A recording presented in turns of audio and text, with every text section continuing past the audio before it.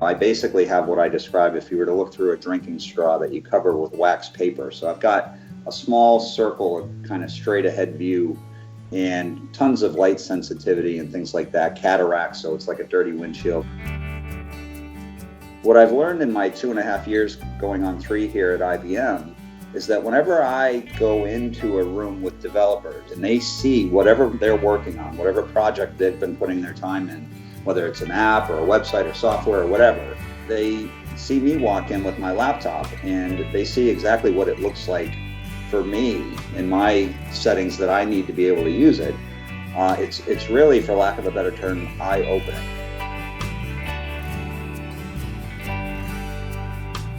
I still say in Boston this year, I still very much credit that I had 2 guides with me.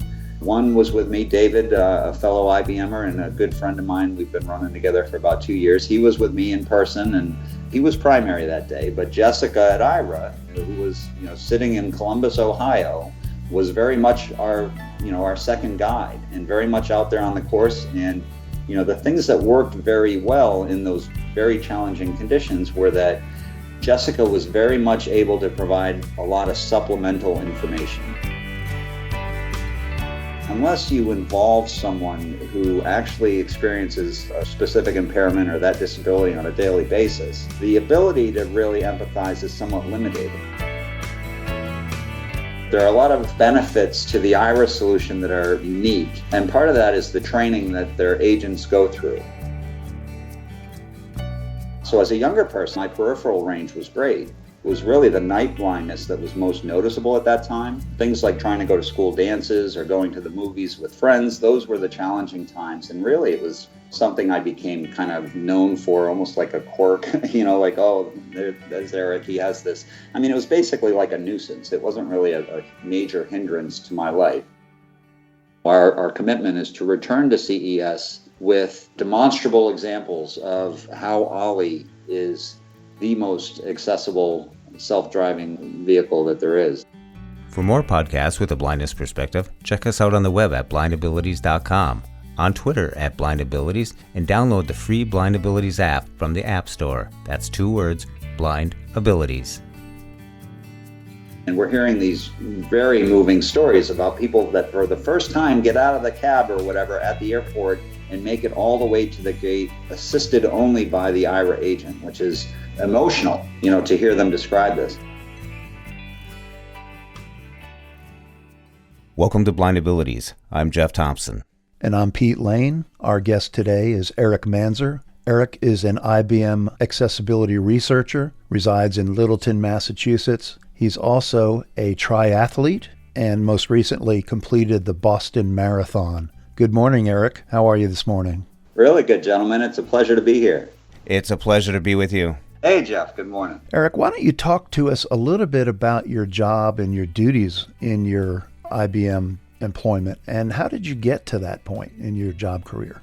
I'm an accessibility researcher with IBM, as you mentioned. What that is, it's really a role where no 2 days are the same. It's very, very interesting work, and I'm very proud and happy to be part of a very talented team. What it involves is really just working to make sure that any technology that's being developed, inside IBM as well as outside in the industry, is being developed in an accessible way, being developed in ways that can be used by everyone, regardless of any sort of a disability or natural aging. To be part of a team that is focused on that is extremely gratifying, because I myself happen to be someone who has been losing my eyesight over many years. I have a degenerative eye disease called retinitis pigmentosa, and I was diagnosed at a young age losing my vision. So my path to blindness has been kind of gradual. At this point, I'm 44 years of age and I still have some vision remaining. I describe what I see today as though if you were to look through a drinking straw and cover the end of that drinking straw with wax paper. It's extremely uplifting to feel like you're part of a team that is focused on making sure that the technology that's being developed today is being made in a way that can be used by everyone. And so it's wonderful to be able to contribute to that. I've been working in technology for almost 20 years now. And prior to joining IBM, I joined IBM just under 3 years ago. Prior to that, I had worked at another large technology company where accessibility was really kind of a side interest. It wasn't my primary responsibility, and it certainly wasn't what I was paid to do at the other technology company. But when I, had done that and was kind of involved in the accessibility efforts for almost 12 years, I kind of realized that this is what I really feel strongly about and really have a genuine interest in. And so when I had that realization, to learn that IBM had some, full-time positions where this is the focus of your work was wonderfully exciting. And, it was wonderful that I was able to kind of, having met some of the IBM team over the years in the work I was doing at the other company, I knew some people and was able to kind of network and make some connections, and eventually led to lining up an interview and being considered for one of the available accessibility positions. So by the time I got to IBM 2014, it was extremely exciting to me to be able to now call accessibility the focus of my professional life. So, it's something obviously that's near and dear to my heart as someone with a disability myself. Extremely humbling to realize everything that I didn't realize prior to that, to come in and realize the level of talent and the amount of effort being spent and attention being paid to accessibility is wonderful to know about, because it is an important matter. It's almost social justice in my mind to make sure that everyone can use this technology that stands to benefit humankind so in such profound ways. So making sure that everyone has access to that is really key. And to come in and see the level of talent and the amount of attention being paid to it is wonderful. So it's been a remarkable shift in my career and something I'm enjoying doing every day. Erich, thanks a lot for what you do with IBM. Great. And you talk about teamwork a lot, working with different departments and different personnel with accessibility in mind. And that teamwork transferred over to the Boston Marathon this year, which you completed, and congratulations. Thank you. Now, you used teamwork there. Can you explain some of the teamwork that was involved, especially the teamwork you incorporated with the company called Aira, the visual interpreter for the blind? Can you tell our listeners how this worked out for you, Erich? Extremely well. I'll preface this by saying, we knew going in that Aira today, it's a wonderful technology. It's a very, very compelling solution. I know many blind and visually impaired people today, and myself included, are getting great value from using Aira on a daily basis and using it for help with things like grocery shopping or reading the mail. And so, kind of general day-to-day tasks. And so it's really a remarkable solution and well suited for those sorts of things. But when the idea came up about trying it out in the Boston Marathon, as someone who works in accessible and assistive technology, I was fascinated and totally on board. But we were also realistic. Aira today is not something I would hand to a blind person and say, here, go run a marathon. We knew going in that there would be some challenging portions, certainly situational challenges that we'd have to address. And especially in Boston. The Boston Marathon is a wonderful race. Certainly very historic. It's the oldest annual marathon in the world. And it's fascinating because it's, 30,000 people running from Hopkinton to Boston with cheering crowd support all the way in. It's very unique in that sense. Most marathons, you start, you get some crowd support there, and then you're basically on your own until the finish line. But Boston, you've got crowd support all the way in. And also you have water stops every single mile on both sides of the road. So my normal method in races has been to kind of hold the periphery, right? Once the gun goes off, it's very challenging. If you can picture looking through a straw, it's very challenging to be packed in like sardines at the start of any race. And so I tend to, with my guide, get way off to the outside just to get outside the congestion. But you can't do that in Boston, right? Like in Boston, where every single mile you've got water stops on both sides, you can expect that there's going to be a crisscross of traffic each mile, kind of going across your path, trying to get to those water stops. And so, the course and the crowd is much different in Boston. So we knew all these things coming in. And historically, because of the crowds in Boston that never truly break open the way they do in other races. I mean, you've got company the whole way and to the finish line.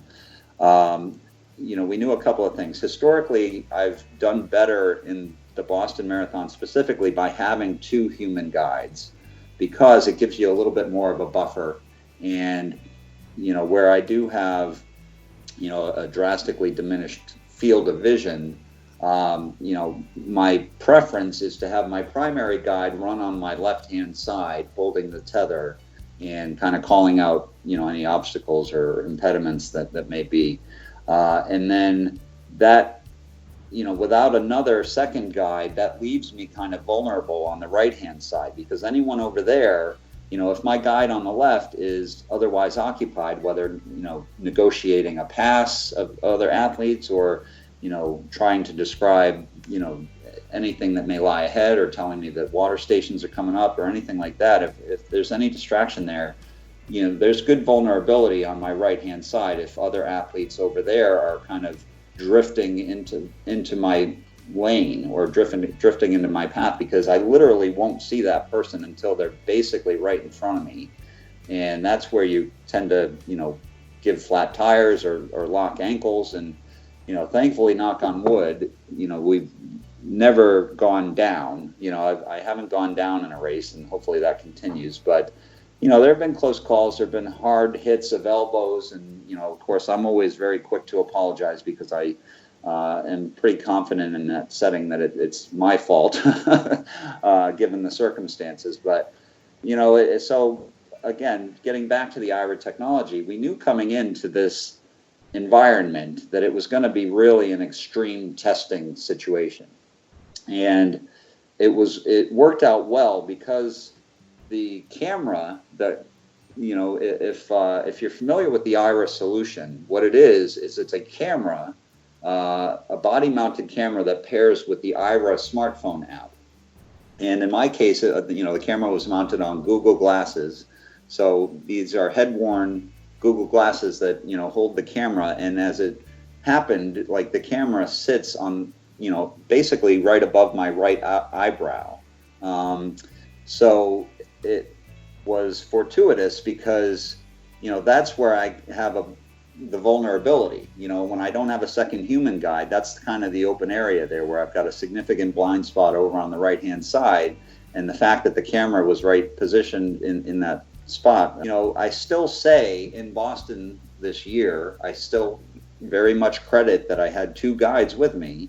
One was with me, David, a fellow IBMer and a good friend of mine. We've been running together for about 2 years. He was with me in person, and candidly, was basically the primary. He was primary that day, but Jessica at Aira, who was, sitting in Columbus, Ohio, was very much our second guide, and very much out there on the course. And, the things that worked very well in those very challenging conditions were that, Jessica was very much able to provide a lot of supplemental information. And so, anytime someone on the right was drifting into my path, she was able to give me that heads up and give me the opportunity to be like, and I've had to get more comfortable with doing this, because it used to be that I wasn't comfortable with calling myself out. But, when Jessica would give me a heads up, the ability to say blind athlete coming through, or, excuse me, visually impaired athlete, or something to that effect, just to alert them. I'm curious, did you find yourself having to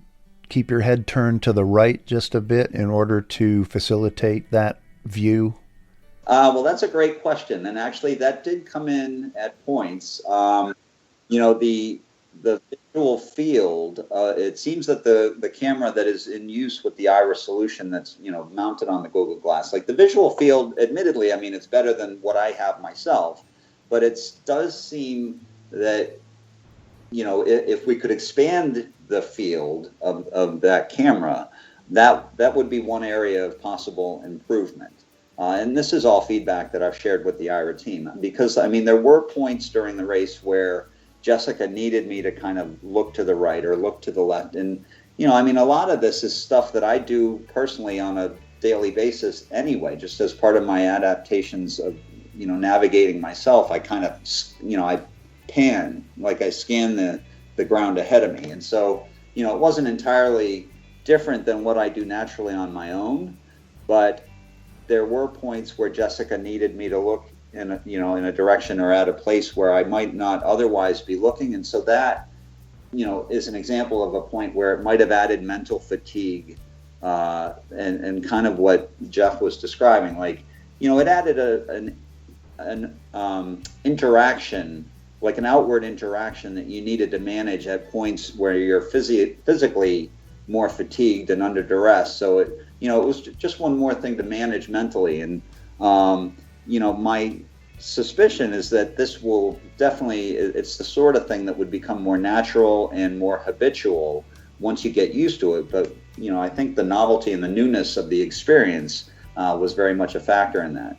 If we can expand the camera field, then, that sort of panning or scanning wouldn't be necessary too. So I thought it was interesting in one of the articles that you read, or maybe your assessment of the effectiveness of Aira after that race, was that Jess was able to tell you there were water cups on the road upcoming. That's always been a problem of mine. Well, when I used to run at those water stops, there's thousands of empty water cups littering the roadway, and I found myself having to duck walk for about 50 yards.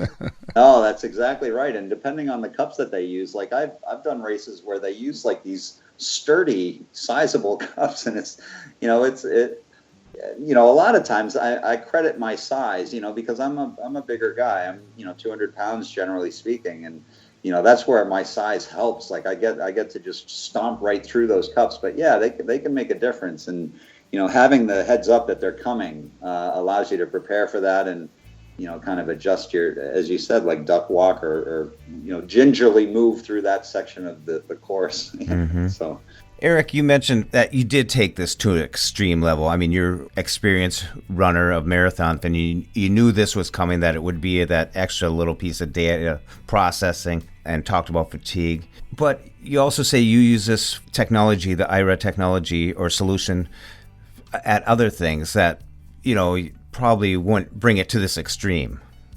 Yeah, absolutely. For me personally, some of the greatest benefits, and I mean, they continue to grow and expand the offering, all the time. And we're hearing remarkable stories from many of the explorers, just in new and different uses that are coming out every day for the Aira technology. But for me personally, some of the greatest benefits I've gotten from it in my day-to-day include things like, I travel a fair amount for business. Many of the Aira users are reporting great success navigating the airport, getting from curb to gate with the Aira assistance. For many who may have been born blind or became blind very young, many have never had that ability or that experience to get from the curb to the counter, check the bags all the way through security into their gate without some human intervention at the airport. And we're hearing these very moving stories about people that for the first time get out of the cab or whatever at the airport and make it all the way to the gate, assisted only by the Aira agent, which is, it's emotional, to hear them describe this. And so that's not a primary use case for me, but where it is a huge use case for me when I travel is when I get to the hotel room, right? Like anytime I get to a new hotel room in a new city, it's instant orientation and mobility. I can basically just take out the phone and, fire up the Aira app, and I can stand in the center of my room. And, I know going in that most hotel rooms are very similar, but the layout can be different. So I don't know where the thermostat is, or I don't know where the lights are, or I don't know where, to plug in my laptop or, the desk. So, I can stand in the middle of the room and just kind of get the Aira agent on with me and just do a full circle,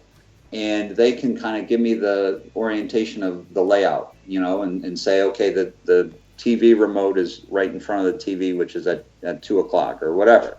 And here are the buttons on the remote.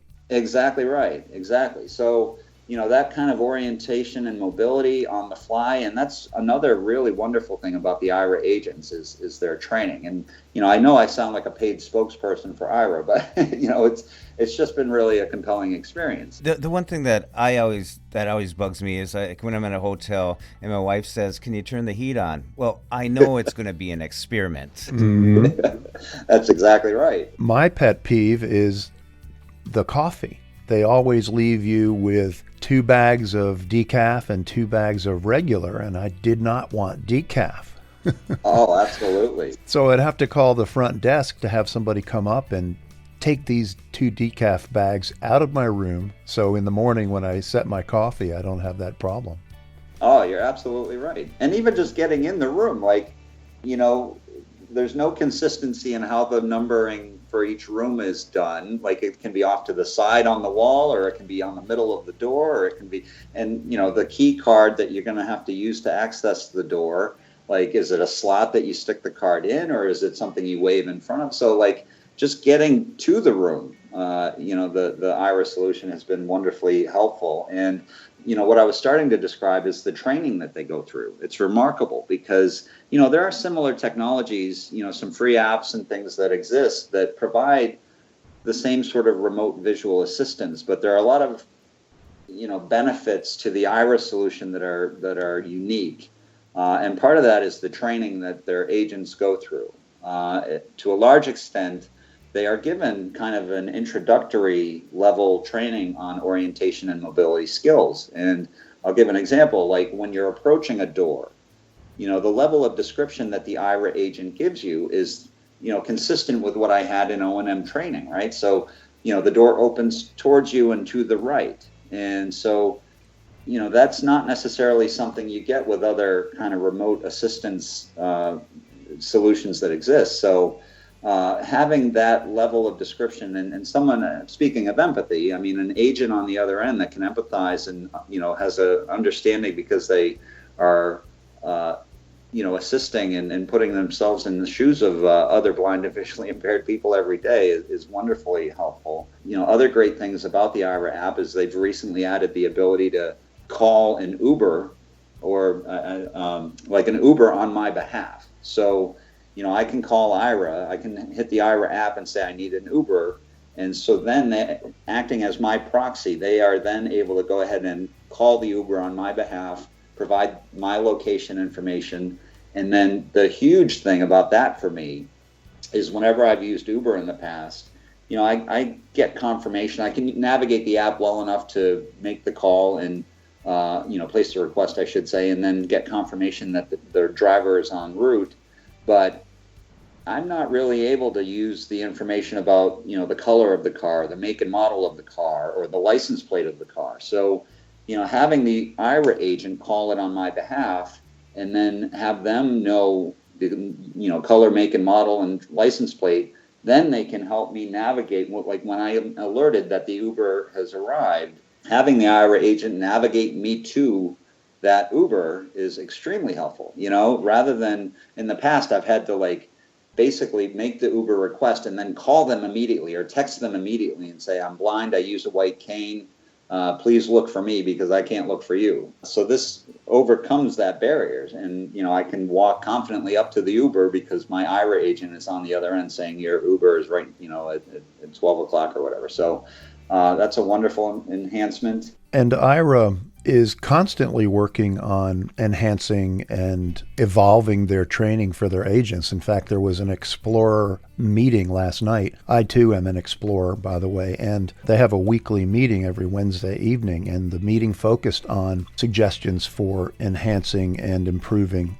agent training. It was really excellent. And we spoke with Amy, who's the agent director for Aira, and Patrick, who's one of the agents, now an agent analyst.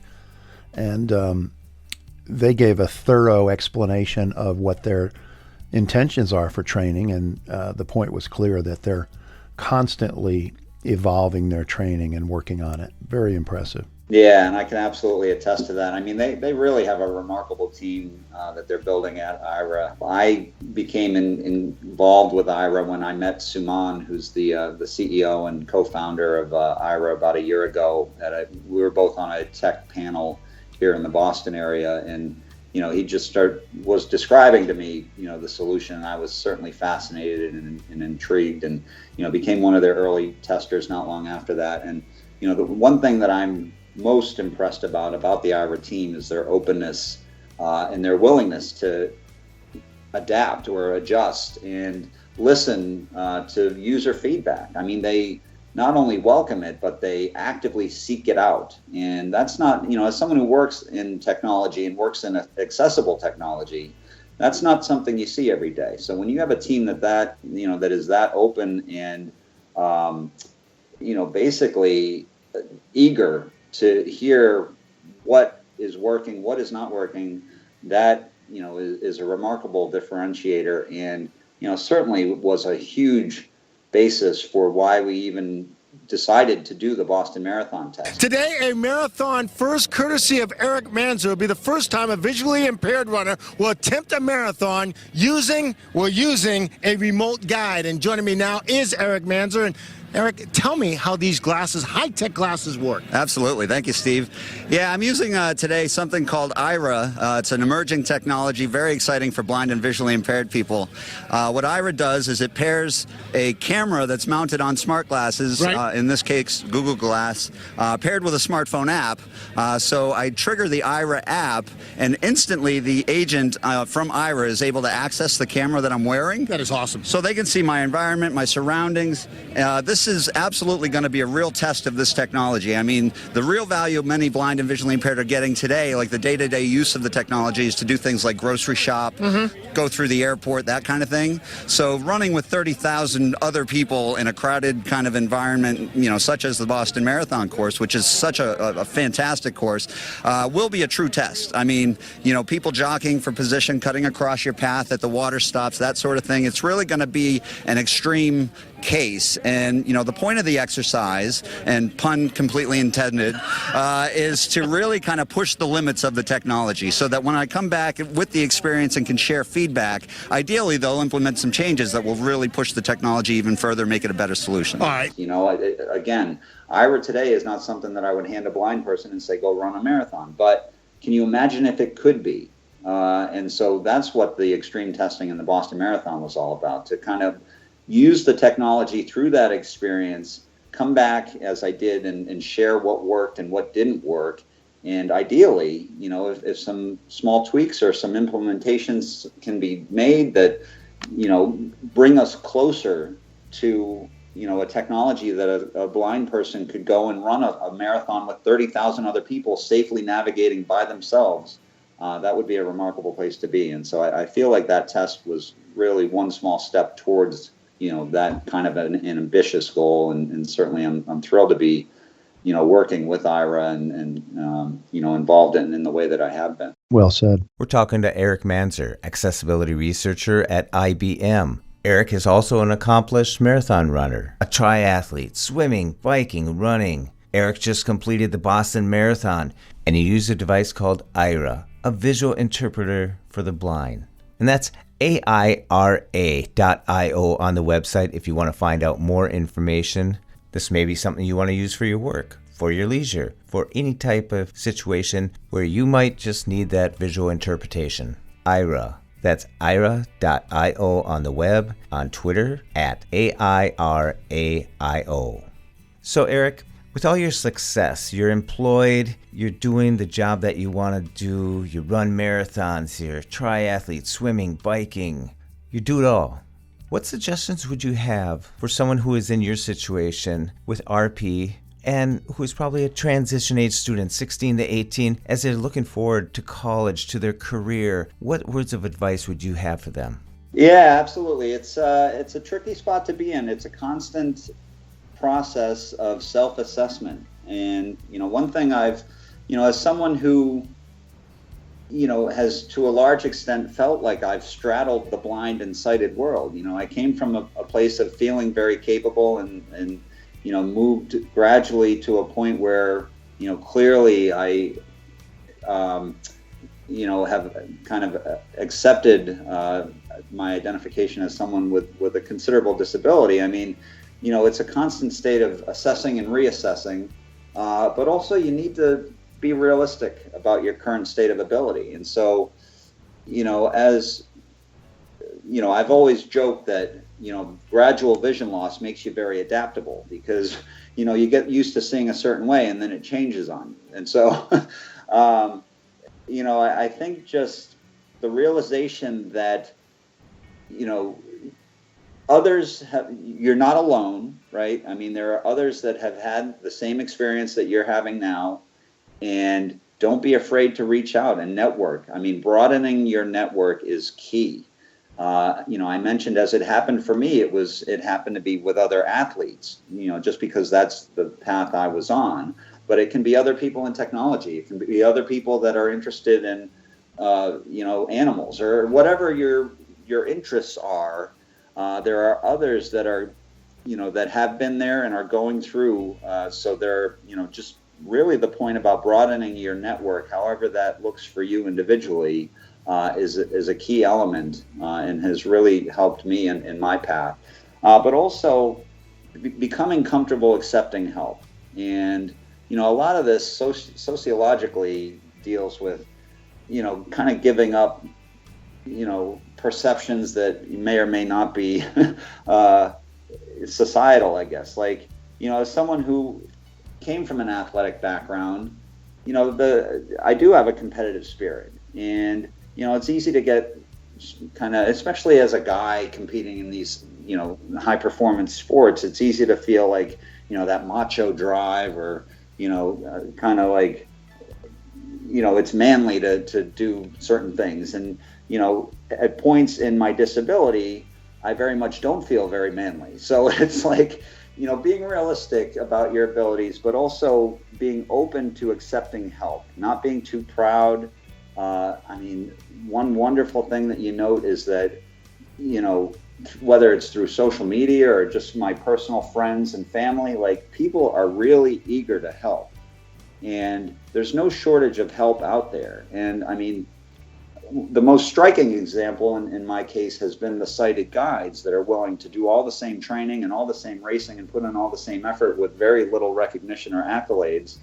But that's an extremely selfless activity. But beyond just those people in my life, it's the people that come and pick me up at 5 a.m. to get me to a pool to do a swim workout with me. It's the people that, change their running schedule so that they can come run with me on a Sunday instead of doing their normal long run on a Saturday. And, it's my wife and daughters. So, surrounding yourself with a strong network of supportive, caring and loving people is also key. So just kind of branching out with others who are blind and visually impaired in the community that are doing things that you're interested in, and surrounding yourself with a strong support network are really two key elements that have certainly helped me to get, where I've gotten today. Well, that's great. Now, Erich, you do some writing. I was just on the website, and I'll put a link to it. It actually has your name on there at IBM, and a bunch of articles. One of them is about an accessible vehicle. Yeah, actually, being someone who myself had to give up driving 15 years ago at a point in my vision loss where it just didn't feel safe anymore. It's hard not to feel like when you give up driving, you give up a lot of your independence, and you become more reliant on others, and you become more reliant on public transportation. So knowing for a few years now in the technology industry that self-driving vehicles were becoming a reality, however slow or fast it may be. I mean, they're coming. And the potential benefit, to people with disabilities in particular, but to people in general, is so exciting to think about. But also the realization, there's a perspective that you gain when you work in accessible technology every day, when you realize that, websites emerged back in the 90s, and to a large extent, including people with disabilities in the ability to access those websites to some degree in cases was an afterthought. And so, the same thing kind of has been seen with mobile apps. Oftentimes these things are developed and brought to the market without fully considering all users.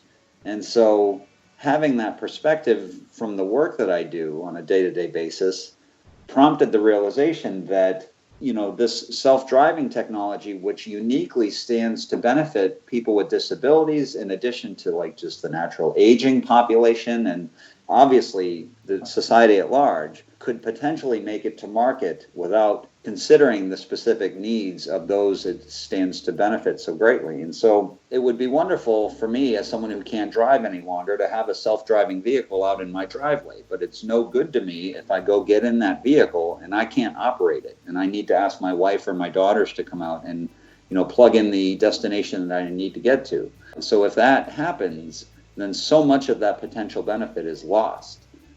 When I learned earlier this year that IBM was part of a collaboration with a company called Local Motors, based out of Arizona, and the CTA Foundation, which is the organization that puts on the Consumer Electronics Show every year, incidentally, which is where we made the announcement back in January out in Las Vegas, that we were partnering up to address the accessibility of one of Local Motors' vehicles in particular. And Local Motors is a unique kind of a young company that 3D prints vehicles. And one of these vehicles that they 3D print is a 12-person shuttle van, which they call Olli, and that's OLLI. And so it's a 12-person shuttle van that is 3D printed, and it's cognitive. And by that, I mean it's already got Watson or IBM's Watson capabilities embedded in the vehicle itself. With that, there's, a number of capabilities there that include things like, text to speech and speech to text, as well as, image recognition. If anyone's not familiar with Watson technology, it's probably most famous back in 2011. Watson was invited to play as a contestant on the game show Jeopardy, and was invited to compete against Jeopardy's winningest contestants ever, including Ken Jennings, who famously won, however many millions or thousands or whatever it was, dollars. So Watson went on using artificial intelligence and the capacity to learn from mistakes and, kind of adapt in that way, and performed very well on Jeopardy, and actually went on to win in that kind of a face-off setting. And that was in 2011. And so gigabytes and petabytes and whatever of data have continued to be fed into the Watson capabilities since then. And so, the capabilities of Watson have continued to grow. So, what we're excited about from an accessibility standpoint and in this partnership is that we want to make sure that the Olli shuttle van is accessible in the traditional way, right? Like the ADA compliance way, where you have wheelchair ramps and stops being announced and things like that. But in addition to that, we want to tap into the capabilities of Watson and really kind of personalize the experience for each individual rider to create a much more accessible experience, whether it's someone who is in a wheelchair and Olli, the vehicle, is pulling up to the stop to pick that person up. Well, Watson can recognize that wheelchair, and by the time it arrives to pick the person up, be in the process of deploying the ramp to cut down the deployment times and things like that. Or if I board Olli as someone who's visually impaired, if I have a stored profile, then the ability to Olli to know me and to say, okay, Erich Manser is 44 years old, he uses a white cane, he's visually impaired, whatever.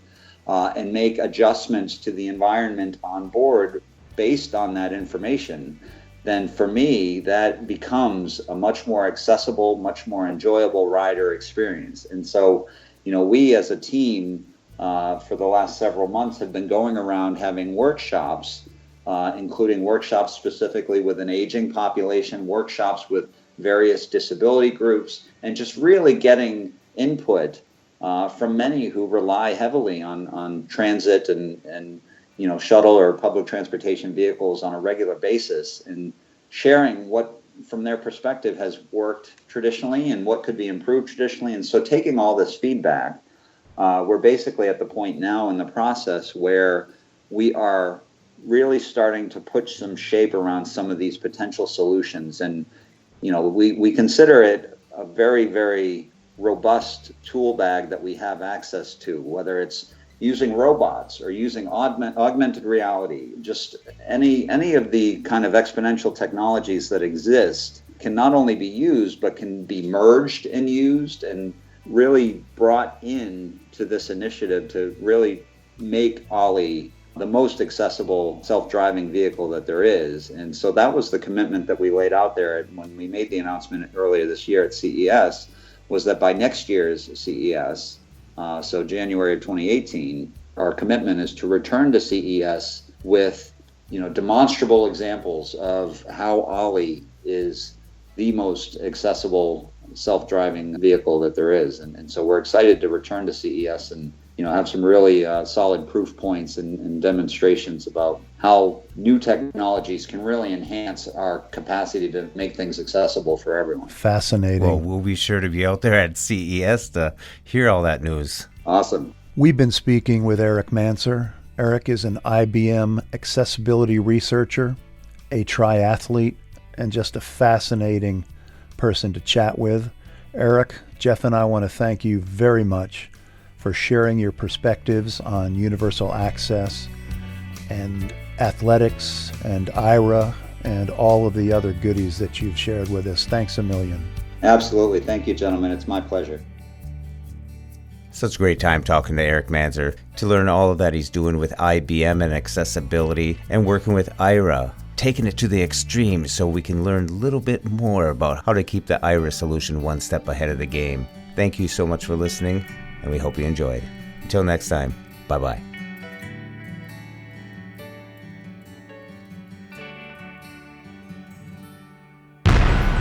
When we share what we see through each other's eyes, we can then begin to bridge the gap between the limited expectations and the realities of blind abilities. The realities of blind abilities.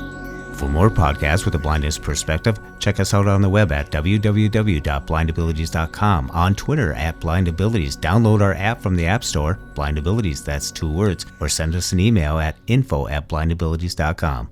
Thanks for listening.